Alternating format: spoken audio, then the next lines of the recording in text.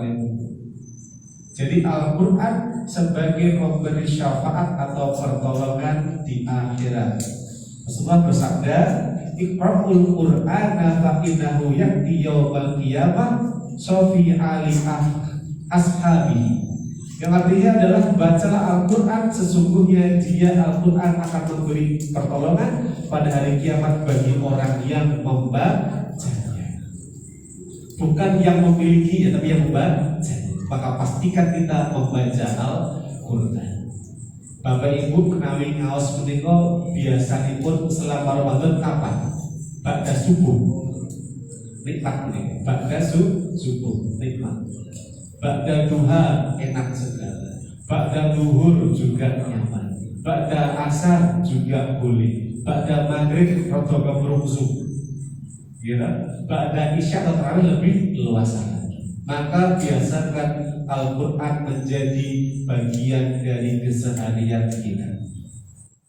Maksudnya Al-Quran sebagai pemberi syafaat adalah kelak ketika kita ditanya oleh Allah, dia akan memberikan jawaban.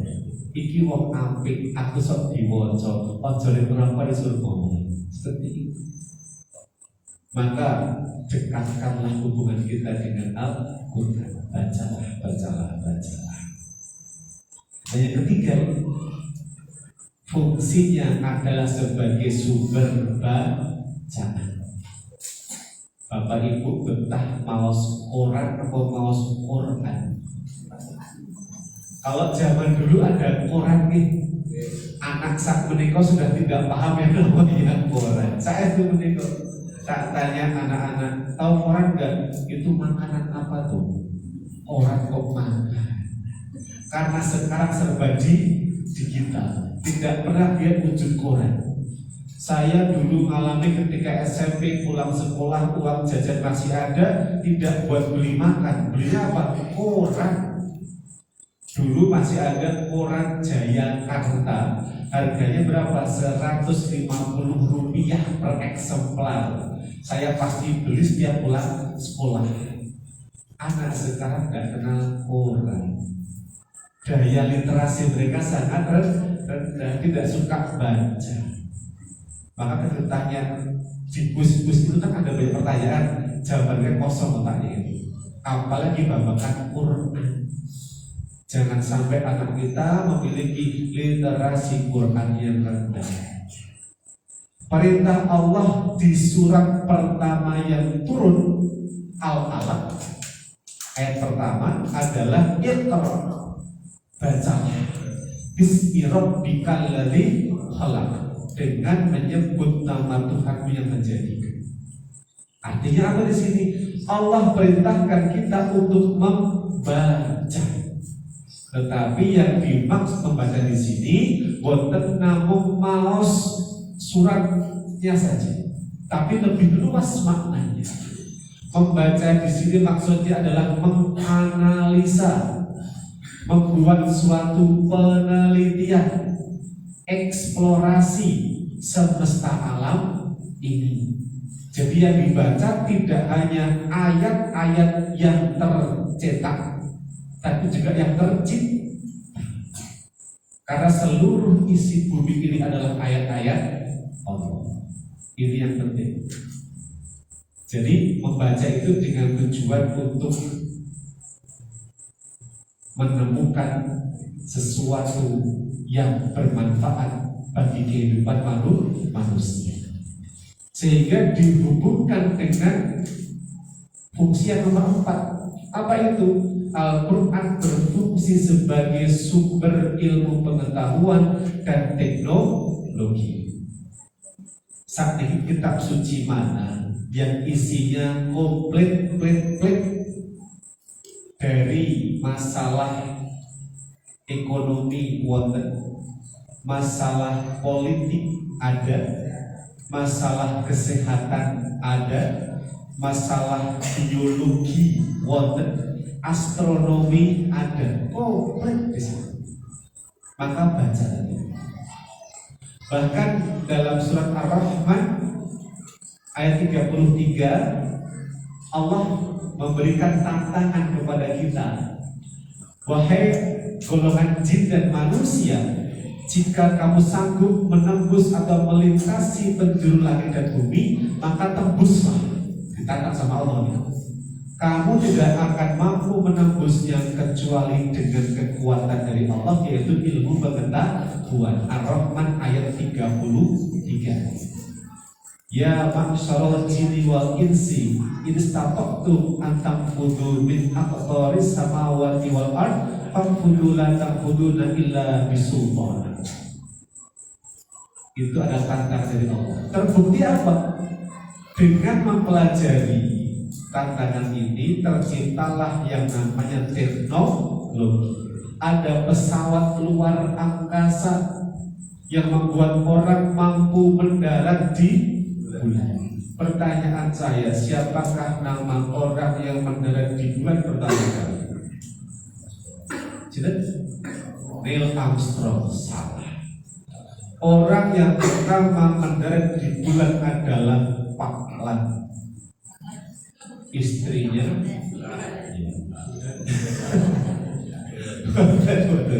jadi namanya adalah Neil Armstrong. Dan ternyata Neil Armstrong ini kok ngejak tiang Jawi, Pak. Neil Armstrong mendarat di bulan dengan selamat. Akan bisa orang Jawa nih. Lager, ya. Bener-bener ngantor lagi.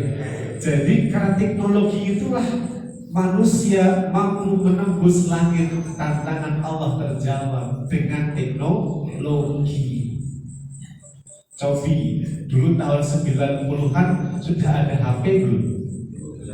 Belum ada HP.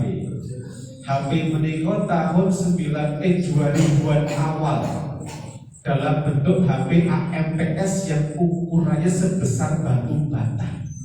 Alami jadi, ulu kalah gede banget, sak botol nih. Yang harga kartu perdananya begitu mahal. Sinyalnya begitu sulit waktu itu. Semakin kesini HP semakin canggih. Setelah AMPS itu muncul HP yang lebih compact, lebih kecil. Beli HP bonusnya center, bukan begitu.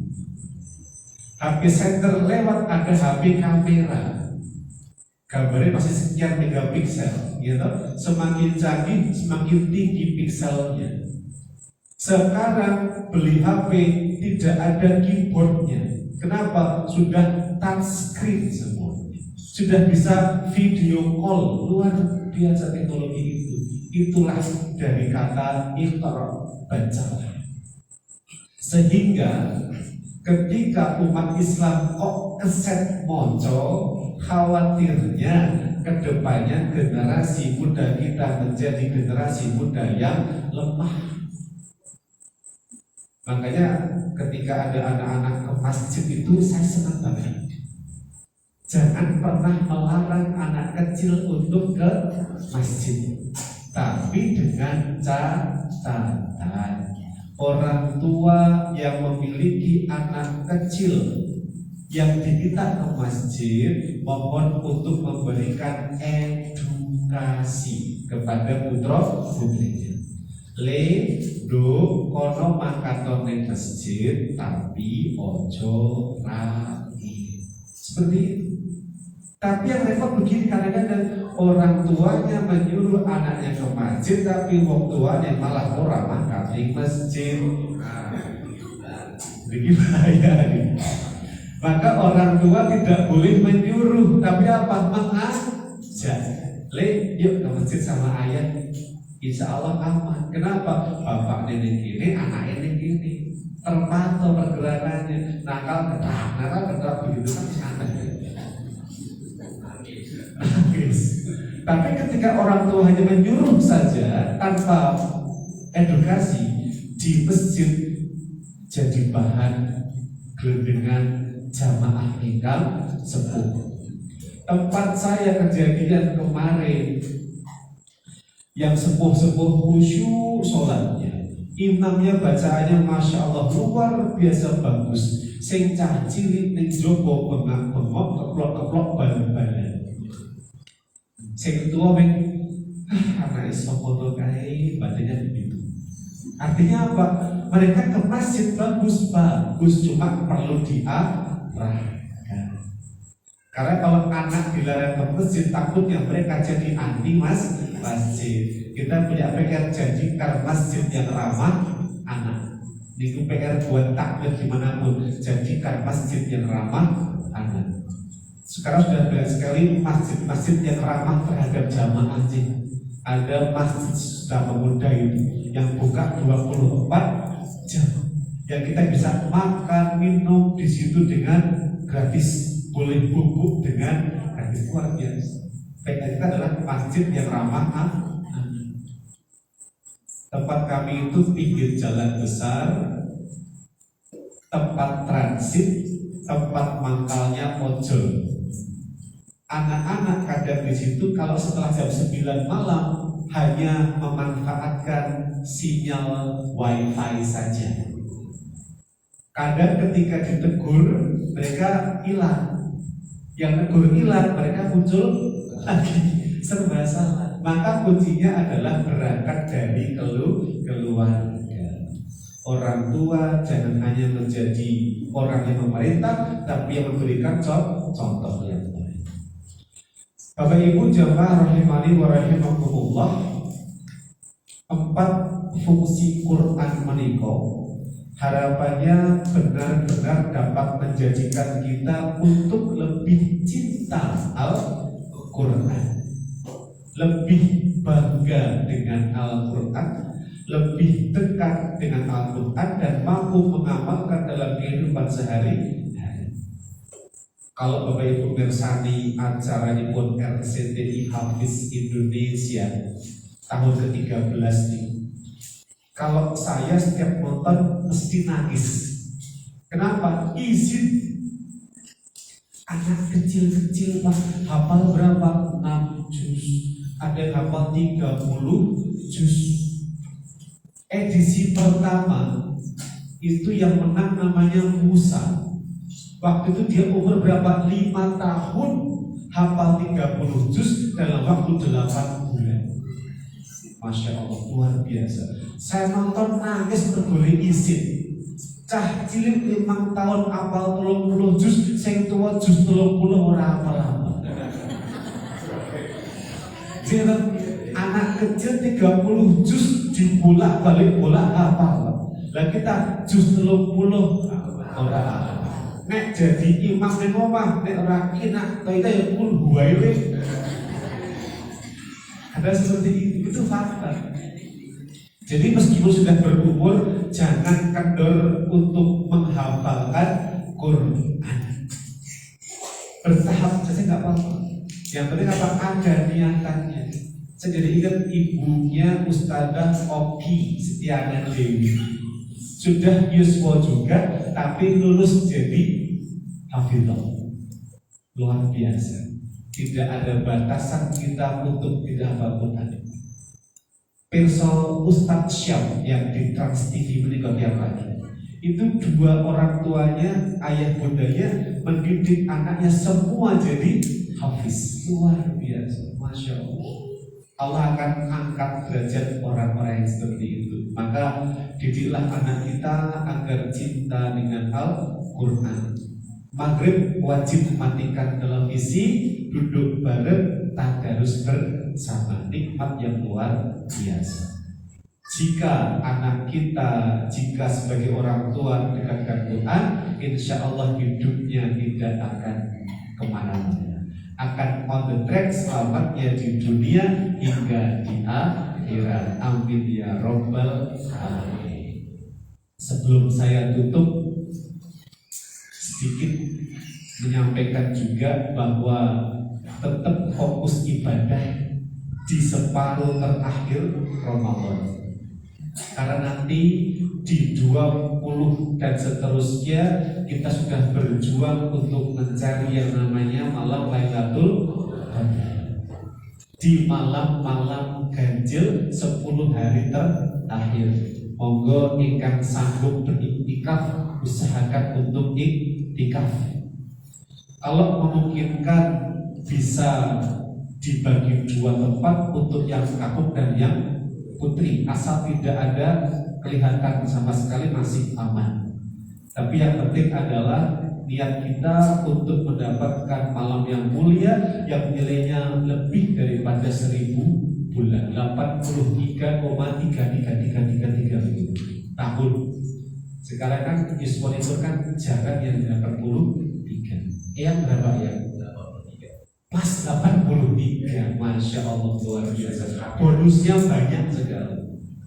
Jika sebaik-baiknya umur adalah yang panjang dan bermanfaat. Insya Allah umurnya yang panjang dan bermanfaat. Amin ya Rabbal alamin. Jangan sampai menjelang Ramadan berakhir fokus ibadah kita geser. Ibu-ibu sangkut mikir dress code hari pertama Syawal. Mikir gede yuk. Sudah. Bapak-bapak gak akan mikir, ibu-ibu mikir pasti. Sesuatu hari pertama Syawal dress code-nya apa kan gitu.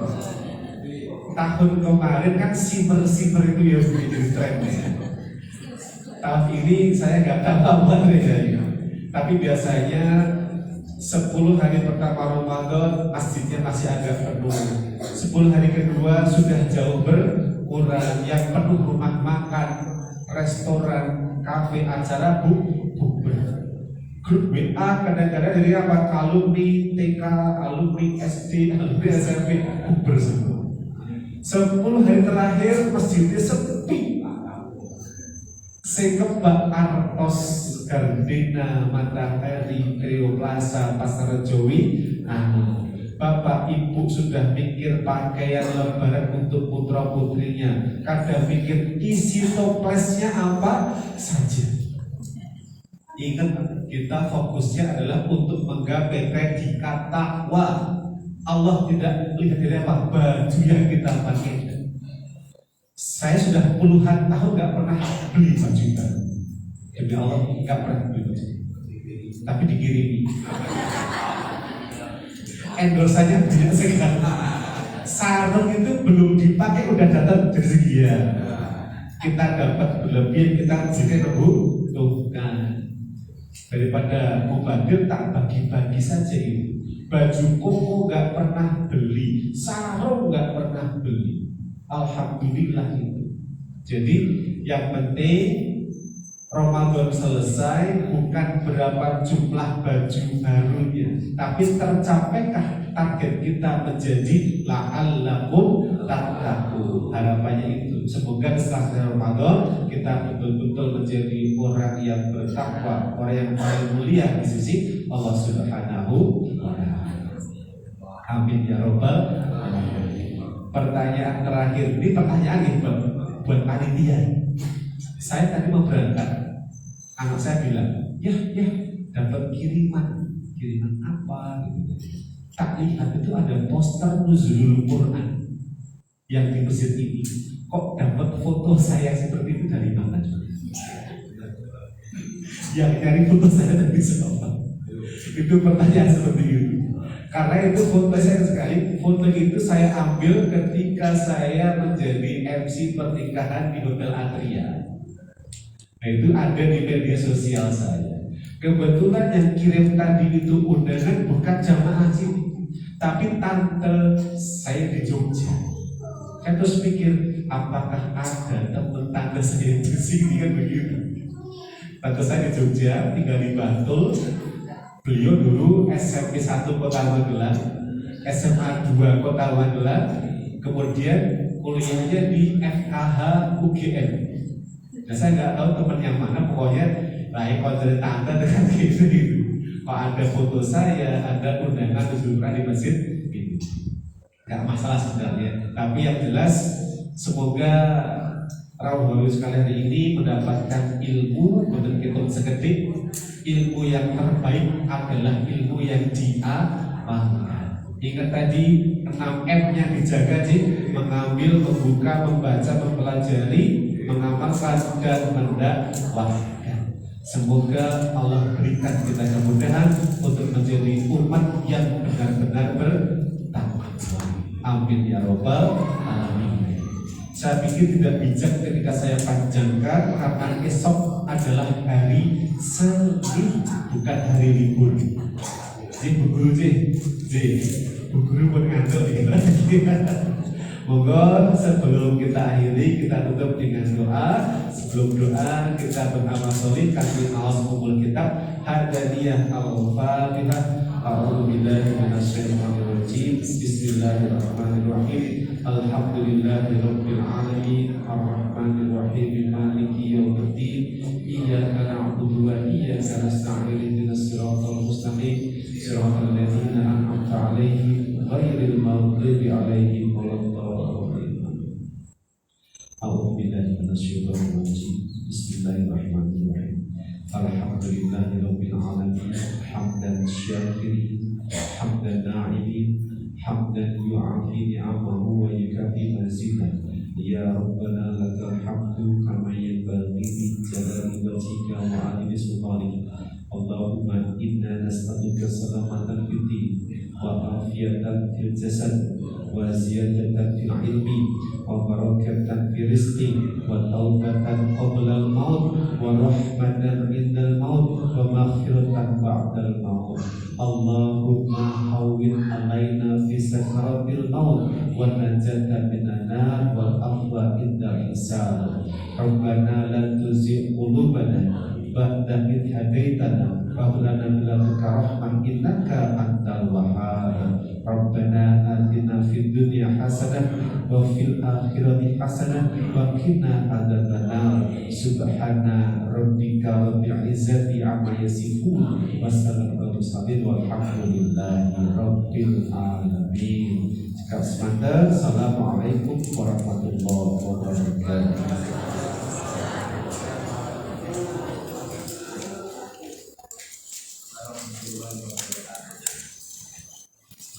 Semoga serta Al-Quran dosa yang luar biasa bersama kita pada peringatan ini. Semoga apa yang disampaikan paling kita 6M bisa kita amalkan dan doa kita tadi.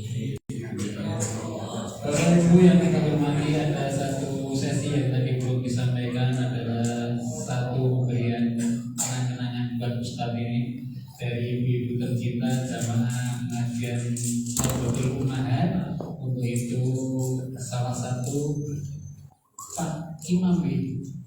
Oh jadi ini di atau Pak Imam monggo Ustaz bisa diberikan ini sebagai pondok Kristal dari ibu kita yang luar biasa atas perhatian Ustaz yang selama ini mendampingi kita di majelis taklim. Monggo Ustaz Pak Imam bisa mewakili ibu-ibu.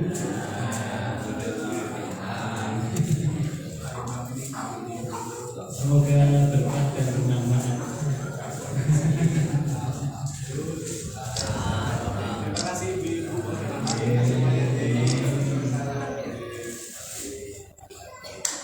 Tepuk tangan buat kita semua. Alhamdulillah. Bapak Ibu yang kita hormati, sudah pada kegiatan pada malam hari ini. Mari kita akhiri, kita sudahi dengan baca doa kafaratul bersama-sama. Bismillahirrahmanirrahim. Subhanakallahumma wa bihamdika asyhadu an la ilaha illa anta astaghfiruka wa atubu ilaik. Banyak pengulangan, mohon maaf jika itu berlalu saya. Wassalamualaikum warahmatullahi wabarakatuh.